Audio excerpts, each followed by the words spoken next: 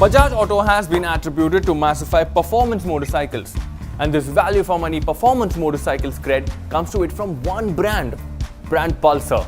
I'm Varun Painter, you are watching Power Drift, and today we'll be testing the all-new Bajaj Pulsar NS 160. But before we begin that, allow me a quick couple of minutes to explain what the NS 160 really is. Well, we all remember this. This is the Pulsar 180, or what we usually call as the classic Pulsar. When it was originally launched, it was a bold new statement, an Indian manufacturer breaching the 150cc mark in a market that was vastly dominated by fuel efficiency obsessed 100cc 4-stroke machines. On the other hand, the Pulsar 150 was a sweet compromise.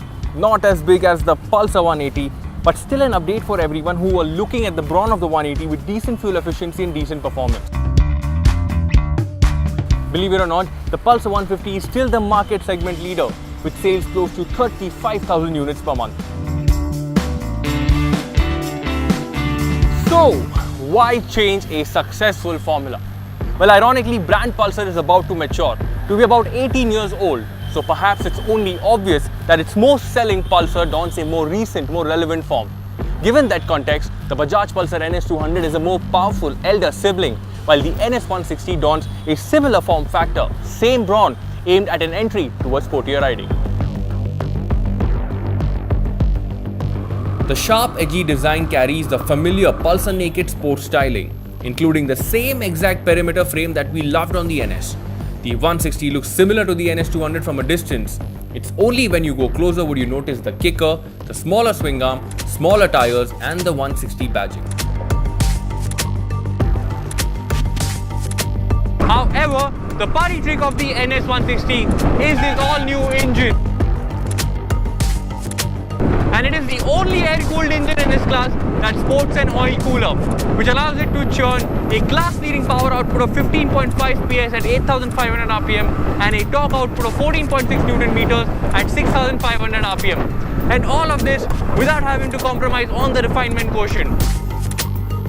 The new cylinder, pistons and the secondary shaft do a decent job in making this ride livably refined.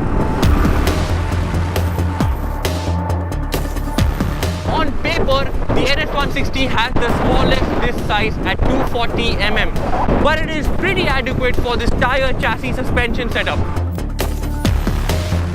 Now mind you, the Bajaj NS 160 when sold in international markets is sold with the rear disc variant. So if the market in India demands for such a situation, then we know that Bajaj have it ready. Oof, that was quite some ride in the city. Time to take a breather and let's get down to business.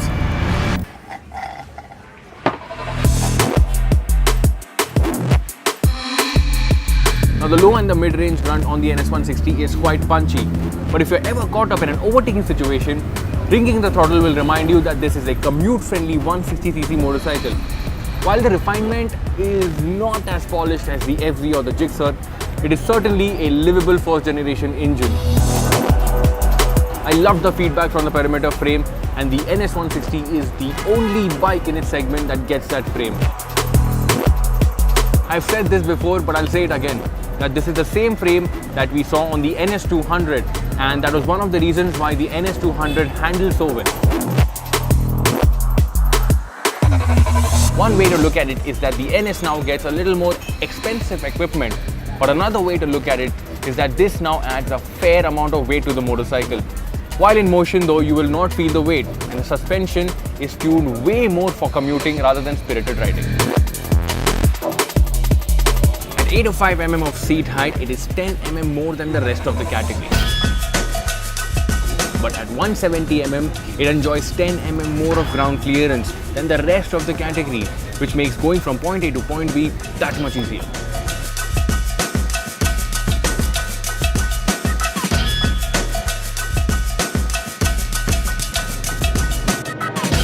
So that was the good part. But here are a few things where I think the NS 160 can improve. Firstly, the tires, especially the rear. When you look at it, it seems like the NS 160 is a gym junkie that skips leg day. Had it gotten the same bigger tire that we see on the rest of its competition, it would have completed the brawny looks of the motorcycle. Secondly, the ergonomics.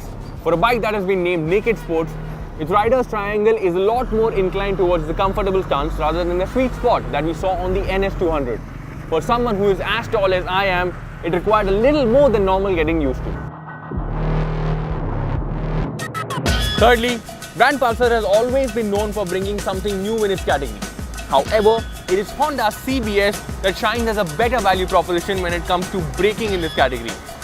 The baby NS would have been untouchable if it would have gotten the single channel ABS at least. And while we are at it, maybe it makes a lot more sense on the NS200 as well.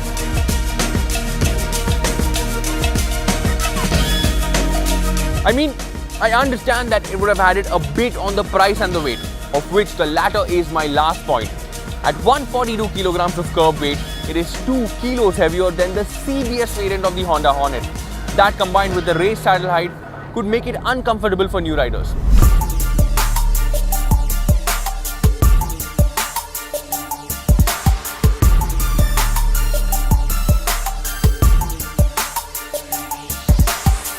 So let's summarize it then. At Rs 78,368, it is just 1,000 rupees more expensive than the Suzuki Gixxer and the Apache RTR 160, but significantly cheaper than the Honda Hornet and the Yamaha FZ. Given everything that the NS 160 does right, if you're planning to buy the Pulsar 150 or the Pulsar 180, you should definitely be taking a test ride of the NS 160 instead. It's a lot more engaging.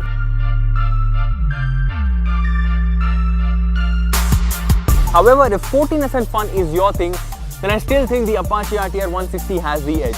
If safety is your priority, then I think the Honda Hornet takes the cake.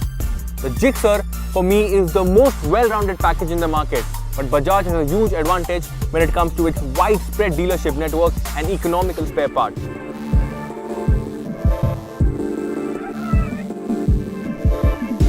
That's it for today then. Remember to check out our official merchandise by clicking right here. And if you haven't subscribed to our channel already, what are you waiting for? Do it now. I'm Varun Painter and I will see you soon.